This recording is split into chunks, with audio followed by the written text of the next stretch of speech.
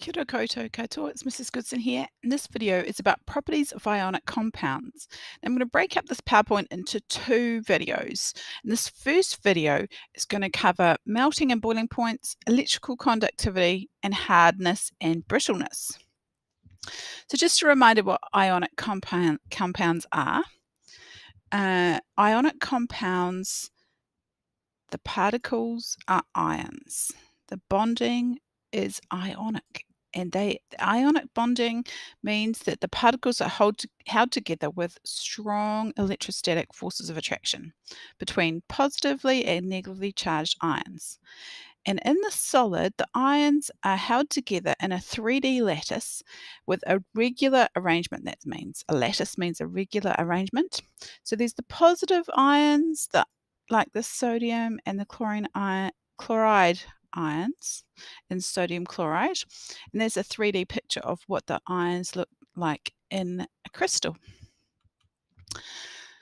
So these things that we talked about, the 3D lattice, the fixed ions in the solid, they don't move and they have really strong ionic bonds. So therefore, ionic solids have high melting points. They are hard but brittle. That means they will smash when hit with a hammer.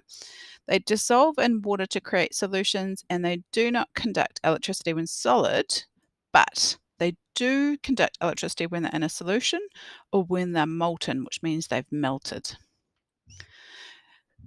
However, if they melt, they need lots of energy to break the bonds between the ions. So they have really high melting points. Okay, so we say they need considerable energy to break the strong ionic bonds in the lattice.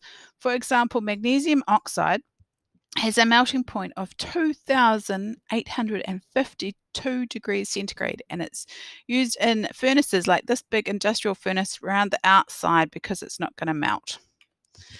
Okay, so what kind of exam questions can you expect on melting point, boiling point? So for example, explain why sodium chloride, NaCl, has a melting point of 801 degrees centigrade. So in your answer, you need to use your knowledge of bonding and structure. Excuse me, I'm going to cough. Use your knowledge of bonding and structure. You need to say that it's ionic substance, it has positive ions, negative ions, held together with strong electrostatic forces in a 3D lattice. So this bit here is just stating what you know about ionic solids. And then you need to say that the bonding is very strong. And so therefore, a large amount of energy is required to overcome these forces, the bonds holding the ions together, and results in a very high melting point. Another feature of ionic solids is that they can conduct electricity under certain conditions. So to conduct electricity, a substance must have free-moving charged particles. Now, those charged particles can either be electrons or ions, okay? They're both charged particles that can carry a current. So in an ionic solid, we have ions, but if when it's in the solid, that crystal, the ions are fixed, they can't move, and therefore they do not conduct electricity.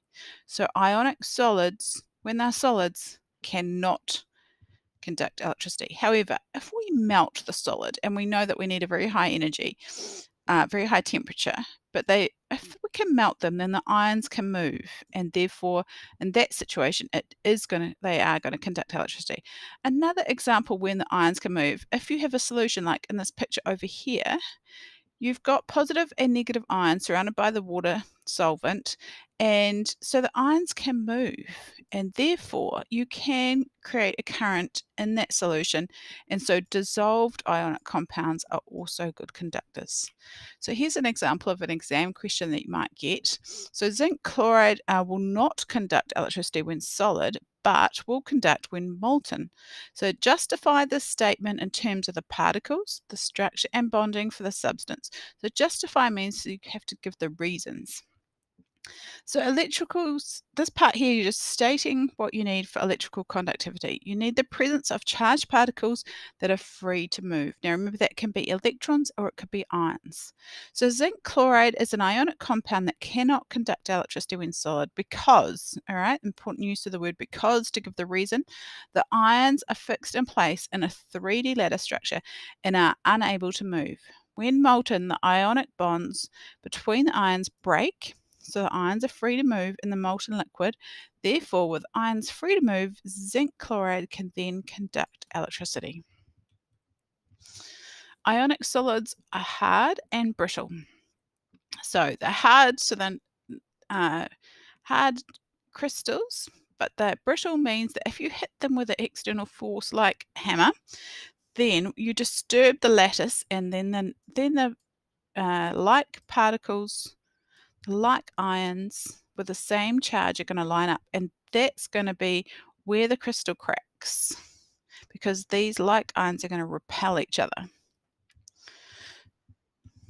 So an example exam question about that is explain why zinc chloride is not malleable. Malleable means if you hit it, it's going to bend.